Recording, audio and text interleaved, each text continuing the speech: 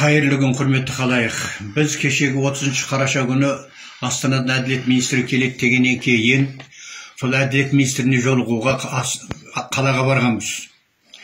Сол қалаға барған жерімізден артымыздан қуып келіп, ауыл әкімі Затыбек Пәшенов пенен ауыл әкімінің орынбасары Қанат, ауылдық участковый полициясы орынбасар деген үшеуі артымыздан қуып барды да, біз анау мешіттің жанындағы алаңда тұрған жерімізден артымызға машиналарын тақап қойып, сөре жерде бас салып, жаңағы бүткіл қаладағы жаңағы милициялардың бәрін табанын тік көтеріп, бізді сөреде біздің еркімізге қарамастан зорлап машинеге қолымызды қайырып тығып, Сейітті алып кетті. Мен ол жерде қалдым, біраздан кейін мені де ұстап алып бір машинаның ішіне тықты.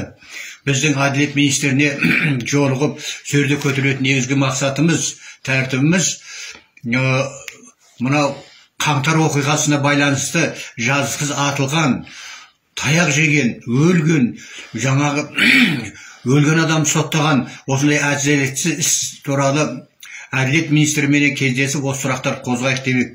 Мына халықтың көкейінде жүрген негізгі сұрақтар. Қазір қаншама азаматтарымыз жазықсыздан жазық сотталып кетті, жала жауылып. Міне осыларды қайта көтеріп, осылардың мүддесін қорғайық. Шын болса Әділет министрінің алдында бір осы Әділет министрінен бір жауап алатын шығармыз деген оймен келіп барғанбыз. Бірақ өкінішке орай біздің жаңағы барғандағы мақсатымыздың барлық жоспарымызды ауыл әкімі Затыбек Пәшенов пенен Қанат Қайыпов және ауылдық округтың инспекторы орынбасар үшеуі біздің жоспарымызды іске асырмастан бүткіл тірлігіміздің быт-шытын шығарды.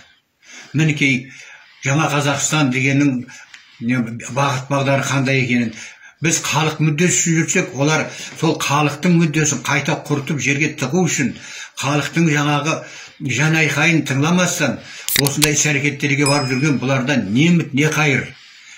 Мен осыны көптің талқысына салуды сұран әтей осы желге шығып отырмын.